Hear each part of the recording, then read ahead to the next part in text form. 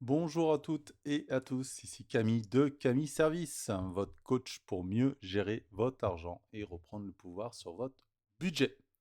Aujourd'hui, on va parler d'un sujet qui nous concerne tous, comment mieux gérer son budget, surtout en période d'inflation où chaque euro compte. Alors, cette règle assez simple mais puissante pour reprendre le contrôle sur vos finances personnelles. La règle numéro 1, donnez un montant précis à chaque dépense. Commencez par noter noir sur blanc combien vous dépensez pour chaque poste. Exemple, les courses, le carburant, le loyer, la mutuelle, l'abonnement, les crédits, tout doit y passer. L'idée, savoir exactement où part votre argent. Vous verrez, certaines surprises sont souvent au rendez-vous.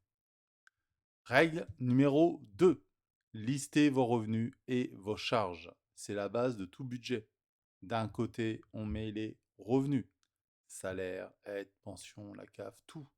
De l'autre, l'intégralité des dépenses, mais pas à la louche. Attention, appuyez-vous sur vos 3 derniers relevés bancaires et notez tout, même les petits cafés à 2 euros, car ce sont eux qui plombent le budget à la fin du mois. Règle numéro 3. Faites un point chaque semaine. Pas besoin d'y passer des heures. 10 minutes par semaine suffisent pour vérifier si vous tenez votre budget ou si il faut l'ajuster un peu. Par exemple, on vide les placards avant de refaire les courses. Eh oui, souvent on oublie et on fait du stock. Donc, on y pense, on fait le point. Règle numéro 4. Faire un vrai bilan à la fin du mois. On se pose. Est-ce que ça a bien fonctionné? Est-ce qu'on a des budgets qui ont débordé? Et on ajuste les postes pour le mois suivant. Le but, c'est de mieux se connaître financièrement pour avancer avec plus de sérénité. Règle numéro 5. Alors, ça va marcher seulement si vous avez déjà fait les 4 étapes auparavant. On peut tester par exemple la méthode des enveloppes, qu'elles soient physiques ou numériques. Et si vous êtes 100% digital, vous pouvez le faire donc avec des banques comme Sumerian, N26, Revolut, avec des coffres forts ou des sous-comptes virtuels. Et autrement, si vous n'êtes pas digital, vous retirez certaines sommes par rapport au budget que vous avez préparé. Règle numéro 6. Réévaluez vos habitudes de consommation. Chaque euro économisé est une victoire. Renégociez vos contrats. Énergie, téléphonie, les assurances, tout. On regarde. Changez de fournisseur. Des fois, ça vous fait gagner des dizaines d'euros par mois. Et en plus pour les mêmes choses. Et cet argent, soit on peut le mettre en épargne, soit on peut le mettre en plaisir. Règle numéro 7. On profite de l'économie solidaire collaborative.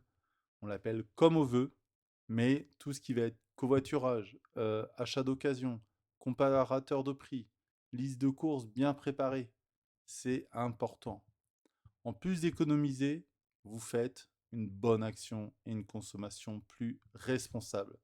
Et on arrête d'acheter sur des chaînes, des Temu, des trucs qui sont très mauvais au final pour votre portefeuille, mais pour la planète. Et il n'y a pas de numéro 8, mais au cas où, en cas de galère, perte d'emploi, baisse de revenus, dette, vous restez pas seul.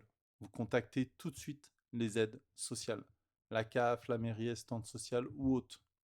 Parlez-en à votre conseiller bancaire. Parce que si vous ne le mettez pas dans la boucle, votre situation à un moment, elle va être compliquée.